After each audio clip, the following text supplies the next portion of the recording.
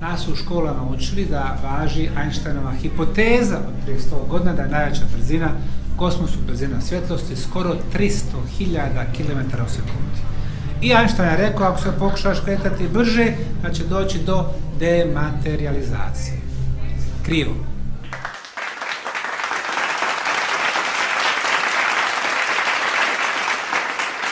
It is a great honor to introduce the Nobel laureate in physics, Professor Semir Osmanagić.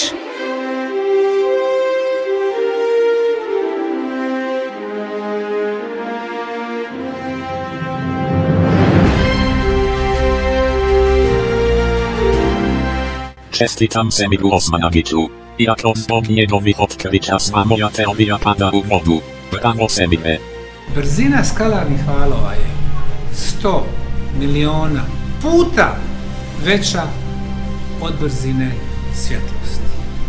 Kako je to moguće? Moramo srušiti još jednu pogrešnu stvar koju smo nas učili u školama.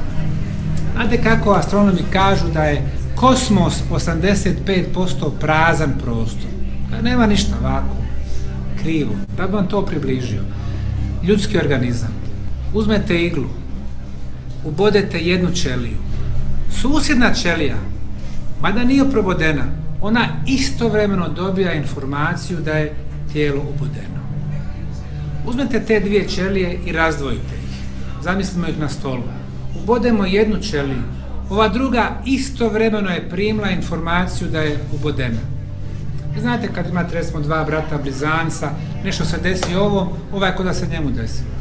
Zamislimo to ovu asocijaciju.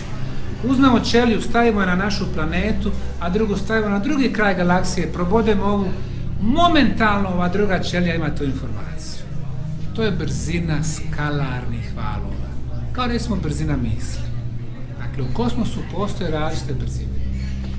Na vrhu piramide Sunca, dakle, mi mjerimo postojanje Teslinih skalarnih valova, dakle, prenos informacija je momentalan sa ove tačke kosmosa na bilo koju drugu, na neko kosmičko tijelo.